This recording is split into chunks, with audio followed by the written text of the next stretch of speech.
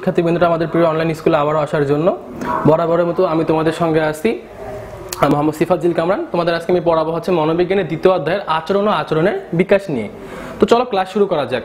তো আমরা এর আগের ক্লাসে অবভিয়াসলি জেনে আসি যে আচরণটা আসলে কি জিনিস, ঠিক আছে। তো এই আচরণকে এবার আমরা কিভাবে আচরণের বিকাশের মাধ্যমে নিয়ে আসবো, ঠিক আছে। যে বিকাশ, মানুষের একটা আচরণ ছিল, সেই আচরণের কি করছে, তারা বিকাশ ঘটাইছে। তো সেক্ষেত্রে আমরা এই জিনিসটা কিভাবে বিকাশটা ঘটলো বা কিভাবে বিকাশ হলো, এইসব নিয়ে আজকে আমরা আলোচনা করব।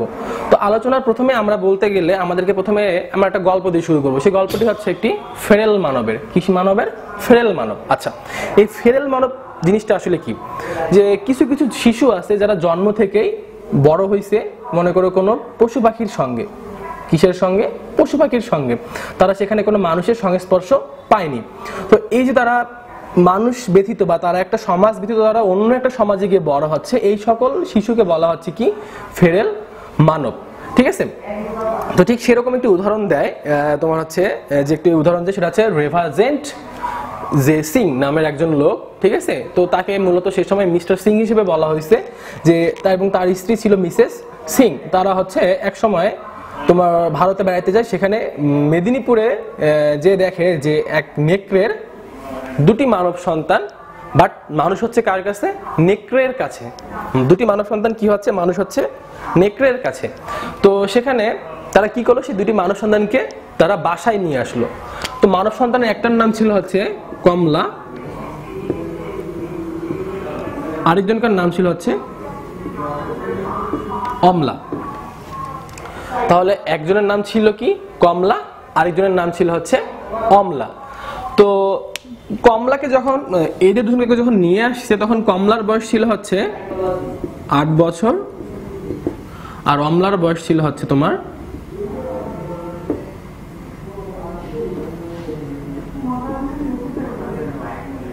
1.5 বছর, ঠিক আছে। তো অমলা কিন্তু নিয়ে আসার কিছুদিন পরেই সে মারা যায়।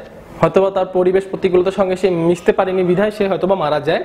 বাট কমলা কি করছে, যে কমলা যখন 8 বছর বয়সী সে মানব সমাজে আসছে, তখন তাকে এই মিস্টার সিং এবং মিসেস সিং কি করছে, তাকে মানুষের মতো আচার আচরণ বা মানুষের মতো যে বিকাশ বা মানুষের যে আচরণের বিকাশ যেভাবে মানুষের বৃদ্ধি ঘটে, ঠিক এই কমলার ক্ষেত্রেও তারা করতে চেয়েছিল।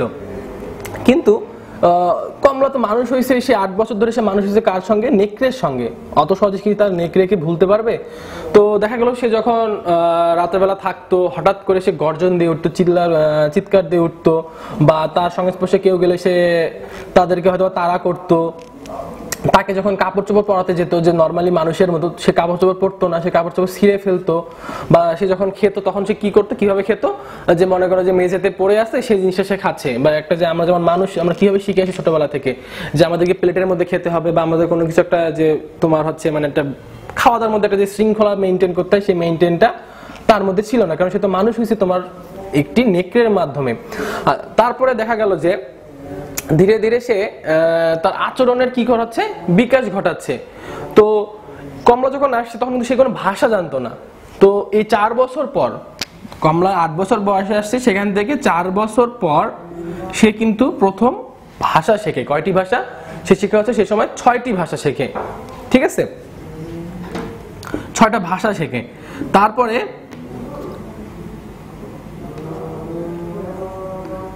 7 বছর যেতে যেতে, ঠিক আছে, সে মোট ভাষা থেকে 50 থেকে 52টা, ঠিক আছে। এই যে সে কিন্তু ভাষা জানতো না, কিন্তু ধীরে ধীরে সে কি করলো? ভাষা শিখলো। তাহলে এটা কিন্তু তার একটা আচরণের বিকাশের মধ্যে পড়ে গেল, ঠিক আছে। তারপরে ধীরে ধীরে একসময় দেখা গেল যে সে কিন্তু রাতের বেলা মানুষ দেখলে গর্জন করতো, বা তার কাছে কেউ গেলে সে চিৎকার দিয়ে উঠতো। সেক্ষেত্রে ধীরে ধীরে সে কিন্তু মানুষের কাছে, আর মানুষ তার কাছে আসলে সে আর গর্জন দিত না বা চিৎকারও করতো না। তারপরে প্রথমের দিকে সে কি করতো? রাতের বেলা জেগে থাকতো, আর দিনের বেলা কি করতো? ঘুমাতো। তো তাকে ধীরে ধীরে অভ্যাসে পরিণত মিস্টার সিং এবং মিসেস সিং তাকে কি করাইছে, যে একটা অভ্যাসে পরিণত করাইছে যে না, রাতের মধ্যে ঘুমাতে হবে এবং দিনের বেলা জেগে থাকতে হবে। ঠিক ধীরে ধীরে কিন্তু কমলার মধ্যে এই পরিবর্তনটাও চলে আসে। এই যে পরিবর্তনটা তার আসলো সেটা কিসের মাধ্যমে আসলো? অবভিয়াসলি তার আচরণের বিকাশের মাধ্যমে আসলো, ঠিক আছে। আচ্ছা, তারপরে কি করলো? যে কমলা ধীরে ধীরে কাপড় চোপড় পরা শিখলো। এই যে তার এই যে আচরণের যে পরিবর্তনগুলো হচ্ছে এইগুলো মূলত আমরা বলবো আচরণের বিকাশ। কিন্তু দুর্ভাগ্যক্রমে এই কমলা 17 বছর বয়সের মাথায় মারা যায়। হয়তোবা সে তার পরিবেশকে মেনে নিতে পারেনি, যে সে সেভাবে বড় হচ্ছে, সে তার হয়তোবা তার পরিবেশ তার সঙ্গে সুইটেবল ছিল না বিধায় সে বা সামথিং কোনো একটি কারণে 17 বছর বয়সে সেই কমলা কি হয়?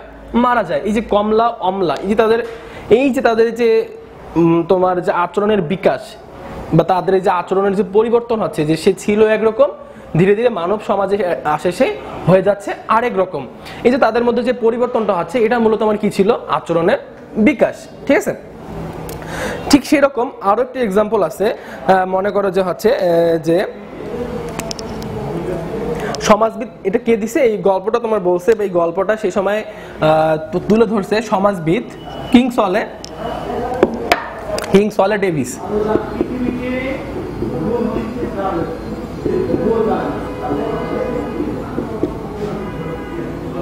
এ কি ছিল? একজন সমাজবিদ ছিল, ঠিক আছে। এই কিংসলে ডেভিস কি ছিল? একজন সমাজবিদ ছিল। তো সে প্রথম যে সে একটি গল্প তুলে ধরে যে সেই সময়কার তার আমলের একটি মেয়ের গল্প। সেই মেয়েটির নাম ছিল কি? অ্যানা। সেই মেয়েটির নাম কি ছিল? অ্যানা। এই অ্যানা কি ছিল? তার মায়ের হচ্ছে একটি অবৈধ সন্তান। কি ছিল? একটি অবৈধ সন্তান। যে তার মানে অ্যানা স্বাভাবিক কোনো মাধ্যমে হয়নি, বা দেখা গেল যে যার সঙ্গে অ্যানার মায়ের বিয়ে হয়েছে তার সন্তান না, মানে তার মা অবৈধ কারোর সাথে একটি সম্পর্ক ছিল, সেই সম্পর্কের মাধ্যমে অ্যানার জন্ম হয়েছে।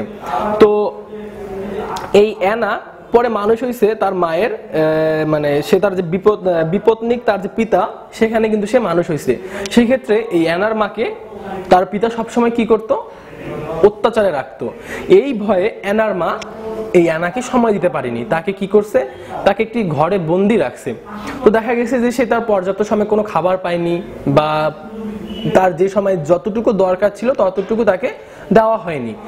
এইভাবে এবং কি সে যে তার ছোটবেলা কালে সে যে তার দুগ্ধ পান করবে, তার মা তাকে কি করছে? তার স্বামীর ভয়ে তাকে দুগ্ধপান সেভাবে করাতে পারেনি। এতে সে এইভাবে ধীরে ধীরে বেড়ে উঠতেছে। কিন্তু সে একটি মানব সমাজে একটা মানুষ বা একটা শিশু যেভাবে বেড়ে ওঠে সেভাবে কিন্তু সে আর বেড়ে উঠতে পারতেছে না। সে টোটালি একটি আলাদা প্রসেসে কিন্তু সে বেড়ে উঠতেছে। তো এভাবে ধীরে ধীরে তার কি হয়ে যায়? তার বিভিন্ন পরিবর্তন ঘটে, ঠিক আছে।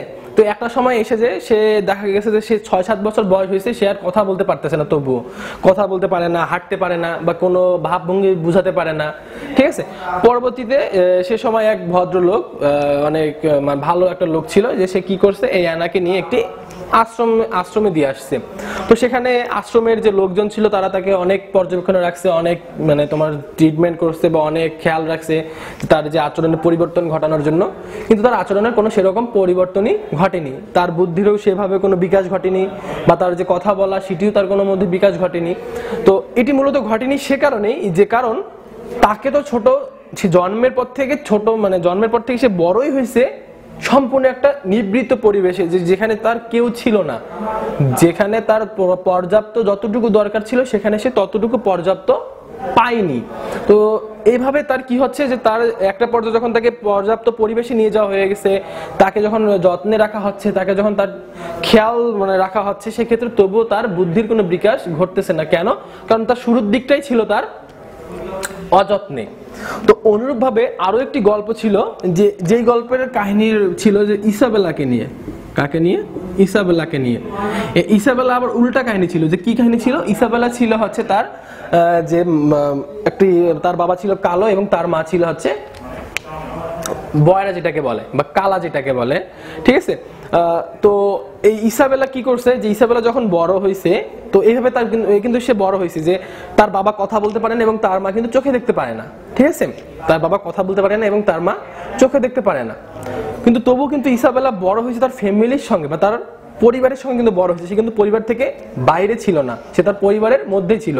তো তার মধ্যে যে একটা শিশু যে জন্মের পর থেকে তার মধ্যে যে সামাজিক যে তোমার কার্যকলাপগুলো মানে যে বুদ্ধির যে বিকাশ ঘটে সেটা কিন্তু তার কিছুটা হলেও তার মধ্যে ঘটে গেছে, যে যেমনটা ঘটেনি অ্যানার মধ্যে। কারণ অ্যানাকে সম্পূর্ণ একটি ঘরে বন্দি রাখা ছিল বা তাকে বন্দি রাখা হয়েছে, কিন্তু ইসাবেলাকে সেই কাজটি করা হয়নি। ইসাবেলা কিন্তু সে তার বাবা মায়ের সঙ্গে ছিল, বাট যতটুকু দরকার ছিল ততটুকু না পেলেও কিছু একটা সে বা একটু হলেও সে তার কি পাইছে, যে একটা মানব সভ্যতা বা একটা মানব সমাজে যতটুকু ভাবে বড় হতে হয় ঠিক ততটুকু না পেলেও কিছু একটা সে বা কিছু পরিমাণ সে বুদ্ধি বিকাশ ঘটছে। তো সেখানে কি করছে, তাকে সে তার ক্ষেত্রেও তাকে হচ্ছে একটি আশ্রমে নিয়ে রাখা হয়। সেক্ষেত্রে তখন ওর উপরে বিভিন্ন গবেষণা করা হয় বা ওর উপরে বিভিন্ন তোমার মনে করে যে দেখভাল রাখা হয়, তার খেয়াল রাখা হয়। সেক্ষেত্রে ইসাবেলার কি হয়, বুদ্ধির বিকাশ ঘটে যায়। কেন ঘটে? কারণ ইসাবেলা কিন্তু কিছুটা হলো তার বুদ্ধির প্রথমের দিকে বিকাশ ঘটে জন্মের পর থেকে, যেটা ঘটেনি অ্যানার ক্ষেত্রে। এই জন্য পরবর্তীতে অ্যানার আর বুদ্ধির বিকাশ ঘটেনি। বাট ইসাবেলা কি করছে, যে তার মধ্যে কিছুটা হলো বুদ্ধির বিকাশ প্রথমের দিকে ঘটছে বিধায় পরবর্তীতে তার যখন যত্ন নেওয়া হয়, খেয়াল রাখা হয়, সেক্ষেত্রে তখন তার কিন্তু তোমার কি হচ্ছে, বুদ্ধির বিকাশ ঘটেছিল।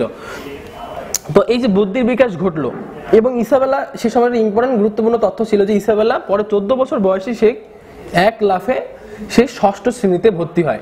এই যে ইসাবেলার এই যে এত বুদ্ধি যে বৃদ্ধি পেলো বা এত বুদ্ধি সম্পন্ন হলো, সম্পূর্ণ কিন্তু একটা আচরণের বিকাশ।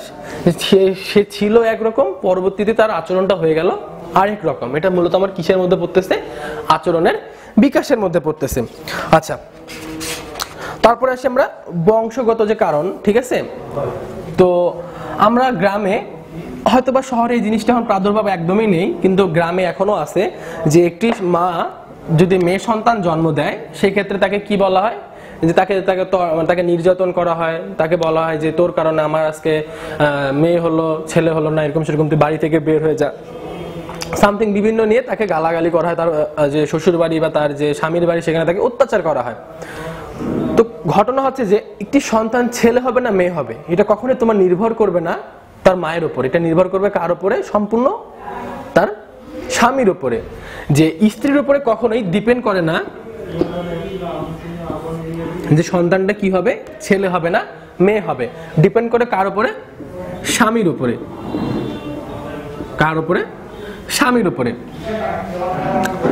কেননা স্বামী হচ্ছে, স্ত্রী তোমার একটা ক্রোমোজোমই বহন করে, সেটা হচ্ছে যে এক্স ক্রোমোজোম, ঠিক আছে। বাট স্বামী কিন্তু বহন করে দুটা ক্রোমোজোম, একটা হচ্ছে এক্স ও ওয়াই, ঠিক আছে। তাহলে আমি কি বললাম, যে স্ত্রী বহন করে একটা ক্রোমোজোমই। তো আমি বললাম যে হচ্ছে যে একটি সন্তান ছেলে হবে না মেয়ে হবে সেটা কখনো ডিপেন্ড করবে না স্ত্রীর উপরে, সেটা ডিপেন্ড করবে কার উপরে, স্বামীর উপরে। কারণ স্ত্রী বহন করে একটা ক্রোমোজোমই আর স্বামী বহন করে দুটো ক্রোমোজোম, একটা হচ্ছে এক্স আর একটা ওয়াই। তো আমরা জানি যে সন্তান যদি ছেলে হয়, ঠিক আছে, সন্তান যদি ছেলে হয় সেই ক্রোমোজোমটা হচ্ছে এক্স ওয়াই, ঠিক আছে। এক্স ওয়াই হলে কি হচ্ছে, ছেলে হচ্ছে। বাট যদি এক্স এক্স হয় সেক্ষেত্রে সন্তানটি হবে মেয়ে। দেখো তো এখান থেকে স্ত্রী তো অলওয়েজ এই ক্রোমোজোমটাই দিবে, এক্সই দিবে, ঠিক আছে। বাট কিছু ক্ষেত্রে দেখা যাবে যে স্বামী দিবে এক্স, আবার কিছু ক্ষেত্রে দেখা যাবে ওয়াই। যদি স্বামী ওয়াই দিয়ে থাকে সেক্ষেত্রে সন্তান হচ্ছে ছেলে, বাট স্বামী যদি এক্স দিয়ে থাকে সেক্ষেত্রে হয়ে যাচ্ছে মেয়ে। তাহলে আমরা এখান থেকে বলতে পারি যে সন্তান মূলত কিন্তু ছেলে হবে না মেয়ে হবে কখনোই স্ত্রীর উপরে ডিপেন্ড করবে না, ডিপেন্ড করবে কার উপরে, অবভিয়াসলি স্বামীর উপরে। যে তার মধ্যে কি তোমার ক্রোমোজোমটা তার মধ্যে ডিপেন্ড করতেছে, তার মধ্যে কি এক্স আছে নাকি ওয়াই আছে। তো আমরা শহরের লোকজন হয়তো এখন এটা সম্পর্কে অনেক যে আমাদের ধারণা হয়ে গেছে যে আসলে এটা সন্তান ছেলে হবে না মেয়ে হবে, এটা কখনোই একপক্ষভাবে যে স্ত্রীর দোষ না। এই ক্ষেত্রে আমরা এখন অনেকে আমাদের ধারণা চলে আসছে শহরের পর্যায়ে। বাট গ্রামে এখন অনেকেই আছে, অনেক গ্রামেই আছে যেখানে এখনো শিক্ষা সেভাবে পৌঁছায়নি, সেখানে এখনো এই সকল স্বামী কি করে, তাদের স্ত্রীর উপর অত্যাচার করে যে কেন তার ছেলে না হয়ে মেয়ে হলো। তো এটা সম্পূর্ণ একটা ভ্রান্ত ধারণা। আচ্ছা, তো এখন দেখো যখন একটি সন্তান জন্ম নিবে, ঠিক আছে, যখন একটি সন্তান জন্ম নিবে সেক্ষেত্রে কিন্তু তোমার কিছু কিছু সময় আমাদের একটু এক্সেপশনাল জিনিস ঘটে যায়। সেক্ষেত্রে কি হয়, যে কারো কারো যমজ সন্তান হয়ে যায়। কি হয়, যমজ সন্তান, যমজ সন্তান। আচ্ছা, তো এটা হচ্ছে সম্পূর্ণ একটা প্রকৃতিগত কারণে হয়ে যায়। যে তোমার মনে করো মূলত স্ত্রীতে কি হয়, ডিম্বাণুর সৃষ্টি হয় এবং পুরুষে শুক্রাণুর সৃষ্টি হয়। আচ্ছা, তো এই যমজ সন্তান তো তখনই ঘটে যখন তোমার পুরুষের শুক্রাণুতে দেখা গেল যে একটি শুক্রাণু না একাধিক শুক্রাণু সৃষ্টি হয়ে গেছে। সেটা সম্পূর্ণ কিন্তু প্রাকৃতিকগত কারণে হয়ে যায়, এটা কখনোই কারো হাত থাকে না, এটা সম্পূর্ণই প্রকৃতিগতভাবে হয়ে যায়। তো সেক্ষেত্রে যখন একাধিক শুক্রাণু তৈরি হয়ে যায় সেক্ষেত্রে তোমার তখন এই যমজ সন্তানের তোমার হচ্ছে উদ্ভব ঘটে, বা তখন সন্তান দেখা যায় যে একটি হলো না, তখন দুটি সন্তান হয়ে গেল একসাথে, কারো কারো হয়তো তিনটিও হয়ে যায়। তো এই মূলত এইভাবেই যমজ সন্তানের কি হয়, জন্ম হয়। আচ্ছা, এখন আসো, যখন একটি মা সন্তান জন্ম দেয় সেক্ষেত্রে কিন্তু এই তোমার হচ্ছে যে মায়ের বিভিন্ন দিক পর্যবেক্ষণ করতে হয় বা বিভিন্ন দিক খেয়াল রাখতে হয়। তার মধ্যে প্রথমে আসে সেটা হচ্ছে কি, মায়ের স্বাস্থ্য। কারণ মায়ের স্বাস্থ্য যদি খারাপ থাকে সেক্ষেত্রে কিন্তু তার ইফেক্টটা সন্তানের উপরও পড়বে। কেননা মনে করো মা শারীরিকগতভাবে দুর্বল, সেক্ষেত্রে সে কিন্তু তার যতটুকু পুষ্টি দরকার ততটুকু পুষ্টি তার শরীরে যাচ্ছে না, এবং তার সেই পুষ্টিটা কিন্তু তার সন্তানের শরীরেই যাচ্ছে, ঠিক আছে। তো সে যদি পুষ্টি না পায় তাহলে তার সন্তানও সেই রকম ঠিক পুষ্টি পাবে না। যখন তার সন্তানের জন্ম হবে অবভিয়াসলি তার সন্তানও তখন অপুষ্টি হিসাবেই জন্ম নিবে। আচ্ছা, তারপর আসে মায়ের বয়স, ঠিক আছে। তো একটা মেয়ের নির্দিষ্ট বয়স সীমা আছে বিয়ের, এবং বিয়ের পরে সেই মেয়েটির একটি বাচ্চা নেওয়ারও নির্দিষ্ট বয়স সীমা আছে। দেখা গেছে অনেক মেয়েরই অনেক আগে বিয়ে হয়ে যায়, সেক্ষেত্রে তারা অনেক আগেই বাচ্চা নিয়ে নেয়। তো এই ক্ষেত্রে দেখা যায় যে হয় মা অপুষ্টিতে ভোগে বা সন্তান অপুষ্টিতে ভোগে, কারণ তার পর্যাপ্ত বয়সই হয়নি সন্তান নেওয়ার জন্য, বাট সে সন্তান নিয়ে নিচ্ছে। তো সেই ক্ষেত্রে তার হয়তো বা তার ক্ষেত্রে পুষ্টির অভাব হয় বা তার সন্তানের ক্ষেত্রে পুষ্টির অভাব হয়। তো অনুরূপভাবে আবার কিছু বয়স আছে যে বয়সটা পার হয়ে গেলে যে সন্তান জন্ম দিতে অনেক মায়েরই অনেক বিভিন্ন প্রবলেম দেখা দেয়। তো সেক্ষেত্রে যে বিজ্ঞানীর একটা বয়স নির্দিষ্ট করে দেয়, সেটা হচ্ছে 20-35, দ্যাট মিনস 20 থেকে 35 বছর বয়সের মধ্যে মেয়েরা একটা সুস্থ সবল সন্তান জন্ম দিতে পারে। এই ক্ষেত্রে বয়সের এই পারে যদি কম হয় বা ওই পারে যদি বেশি হয় সেক্ষেত্রে কিন্তু সন্তানের মধ্যে কিছুটা প্রভাব ফেলে, যে সন্তানটি তখন পুষ্টিহীনতায় ভোগে। অনুরূপভাবে মায়ের আবেগ, তো যখন একটা সন্তান জন্ম দেয় একটি মা, সেক্ষেত্রে মায়ের আবেগটা অনেক ডিপেন্ড করে কিন্তু সন্তানের যে তোমার হচ্ছে যে সন্তান জন্ম নেবে সেক্ষেত্রে তার আবেগ যদি মানে সে যদি সবসময় হাসি খুশি থাকে বা সে শুধু সবসময় যদি হাস্যোজ্জ্বল বা মনে করো দেখা গেল যে সে অনেক ফ্রিলি ভাবে ঘুরতেছে চলতেছে, সেক্ষেত্রে তার সন্তান যখন জন্ম হবে কিন্তু তার সন্তানটা অনেক সুন্দরভাবে জন্ম নিবে এবং তার সন্তানটা অনেক মানে কি বলবো তোমার অনেক পুষ্টি এবং প্রকৃতিগতভাবে সেই সন্তানটা কি হবে মানে অনেক স্বাস্থ্য নিয়ে জন্ম নিবে। বাট দেখা গেল যে সেই মাটা অনেক টেনশনে আছে বা অনেক চিন্তায় আছে, তাকে অনেক চাপে রাখা হয়েছে, সেক্ষেত্রে কিন্তু তার সন্তানের উপরে ইফেক্ট পড়বে। দেখা গেল সে তার সন্তানটি অপুষ্টি হিসেবে বা অপুষ্টিভাবে তাকে জন্ম দিছে। তো অনুরূপভাবে আসে আরেকটি, সেটা হচ্ছে মায়ের কর্ম পরিবেশ, ঠিক আছে। তো এটা আমরা সবাই জানি যে একটি মা অবভিয়াসলি একটা সন্তান জন্ম নিতে গেলে তাকে কতদিন থাকতে হয়, 10 মাস, মানে একটি সন্তান জন্ম নিতে গেলে তাকে 10 মাস সময় দিতে হয়। তো এই 10 মাসে কিন্তু তার মধ্য দিয়ে বিভিন্ন পরিবর্তন হয়ে যায়, তার শরীরের মধ্যে বিভিন্ন পরিবর্তন হয়ে যায়। তো একটা পর্যায়ে এসে দেখা যায় যে সেই মা কিন্তু সেই মুহূর্তে আর বিভিন্ন কাজ করতে পারে না, যতটুকু তার করার ক্ষমতা ছিল ততটুকু সে হারায় ফেলে। তো সেই ক্ষেত্রে আমরা যদি তাকে যদি ওই কর্ম থেকে তাকে যদি সরাই রেখে তাকে যদি আমরা সুস্থ সবল রাখি, তাহলে সেক্ষেত্রে কিন্তু সন্তানটা আমাদের সুস্থ সবলই হবে। নতুবা দেখা গেল যে তার অধিক পরিশ্রমের কারণে সন্তানের উপরে চাপ পড়ার কারণে হয়তো সন্তানটি নষ্ট হয়ে গেল বা সন্তানের কোনো ক্ষতি হয়ে গেল। তারপরে তোমার ধূমপান ও মাদকাসক্তি, ঠিক আছে। তো বরাবরের মতো এটা আমরা সবাই জানি যে ধূমপান কখনোই স্বাস্থ্যের জন্য ভালো না, ধূমপান হলে স্বাস্থ্যের জন্য ক্ষতিকারক। তো এই যে ধূমপান, আমরা জানি যে ধূমপানকারীর থেকে যারা ধূমপানকারীর সঙ্গে থাকে তাদের কিন্তু ক্ষতিটা বেশি হয়, ঠিক আছে। তো একটি প্রসব করা মায়ের সঙ্গে মায়ের পাশে যদি কেউ যদি ধূমপান করে বা তার স্বামী যদি ধূমপান করে, সেক্ষেত্রে কিন্তু মায়েরও অনেক ক্ষতি হয় এবং সন্তানের প্রচুর ক্ষতি হয়। তখন সন্তানের বিভিন্ন রোগ প্রতিরোধ ক্ষমতা নষ্ট হয়ে যায় এবং মায়েরও যে রোগ প্রতিরোধ ক্ষমতা থাকে সেক্ষেত্রে তার নষ্ট হয়ে যায়। আচ্ছা, তারপরে বলছে এক্স-রে এবং বিকিরণ। আচ্ছা, যখন একটি মা তোমার হচ্ছে প্রেগনেন্ট বা প্রসব করে, তখন সেক্ষেত্রে কিন্তু যখন তার সন্তান তার পেটের মধ্যে থাকে, সেক্ষেত্রে কখনো এই এক্স-রে রশ্মি, এটা কিন্তু অনেক পাওয়ারফুল একটা রশ্মি, যেটা তোমরা ফিজিক্সের আলোচনা অবভিয়াসলি পাবা। তো এই রশ্মিটা কিন্তু যদি তার শরীরে বহন করে, সেক্ষেত্রে কিন্তু তার বাচ্চার প্রতি প্রচন্ড ক্ষতিকারক হবে। সেই ক্ষেত্রে বাচ্চারা দেখা গেল যে বিকলাঙ্গ হয়ে গেল বা কোনো ক্ষেত্রে তার বুদ্ধির বিকাশ ঘটলো না বা সে অ্যাবনর্মাল হয়ে জন্ম নিল। এই ক্ষেত্রে তাকে অবভিয়াসলি সেই মাকে লক্ষ্য রাখতে হবে সে যেন কখনো এই জিনিসগুলোতে না যায়। অবভিয়াসলি হ্যাঁ, দেখা গেল তার একটা ট্রিটমেন্টের দরকার, সেক্ষেত্রে কিন্তু এখন সে করতে পারবে, কিন্তু সেটা কার পরামর্শে? ডাক্তারের পরামর্শে। আচ্ছা, তার পাশে রক্তের RH উপাদান। আচ্ছা, এটা মোস্ট একটা ইম্পর্টেন্ট জিনিস একটি সন্তান জন্ম নেওয়ার সময় তার মায়ের জন্য এবং সন্তানের জন্য। আচ্ছা, এই RH উপাদানটা হচ্ছে রক্তের, যদি সাপোজ তোমার একটি সন্তানের যদি মা ও পিতার যদি রক্তের উপাদানটা যদি একই হয়, সেক্ষেত্রে কিন্তু সন্তানের বিভিন্ন প্রবলেম হয়। মূলত সেক্ষেত্রে সন্তানের যে লোহিত রক্তকণিকা থাকে সেটি কিন্তু নষ্ট হয়ে যায়।